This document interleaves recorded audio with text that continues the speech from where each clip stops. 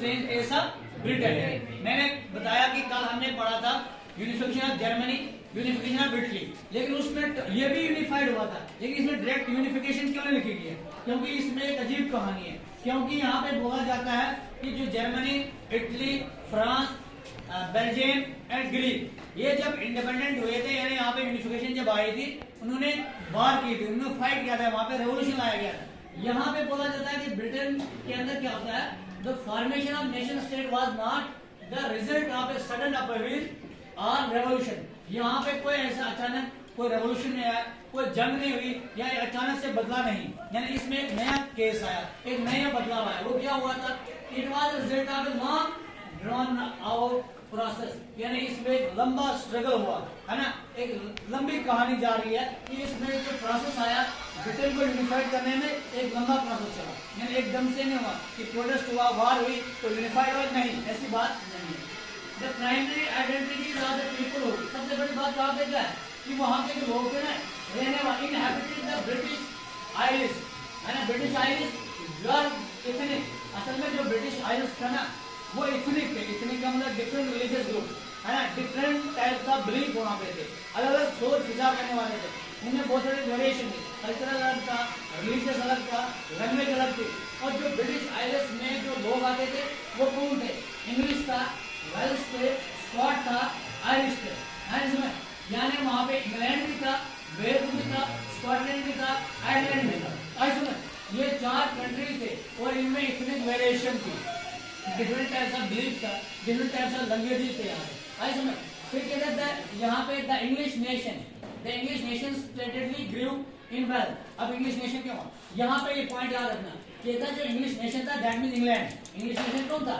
England था, यानी कि इंग्लैंड जो था ना वो आस्ता आस्ता डेवलप होने लगा, वेल्थ में भी एंड इम्पोर्टेंस ऑफ पावर में। वो जो क्या थी, अगर इंग्लिश नेशन स्टार्टिंगली जो है आस्ता आस्ता ग्रो कर रहा है, वो जो ये थे कि इंग्लैंड के अंदर इंडस्ट्रियल रेवोल्यूशन आया था, वहां पे लिबरल डेमोक्रेसी वजूद में आ रही थी।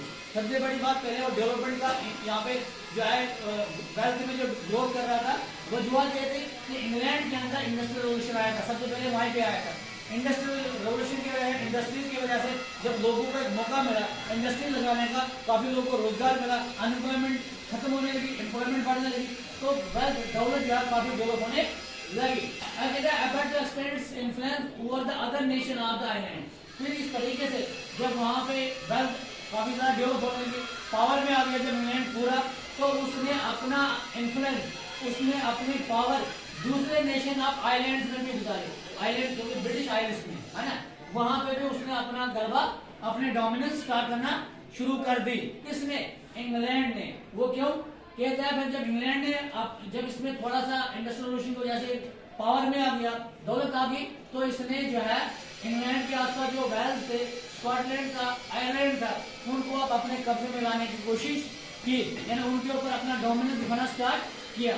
जब उसने अपना डोमिनेंस स्टार्ट किया, उस नतीजे में क्या, यहाँ पे मैंने जल्दी बता दिया, अब इसके आगे हम पूरी कहानी पढ़ेंगे, स्कॉटलैंड, इंग्लैंड और वेल्स को उसने कैसे जोड़ा था, ये अभी मैंने स्टार्टिंग में बताया। फिर क्या होता है, जब इंग्लैंड ने स्कॉटलैंड को, है ना, स्कॉटलैंड को और वेल्स को अपने साथ जोड़ा, तो ये बन गया ग्रेट ब्रिटेन।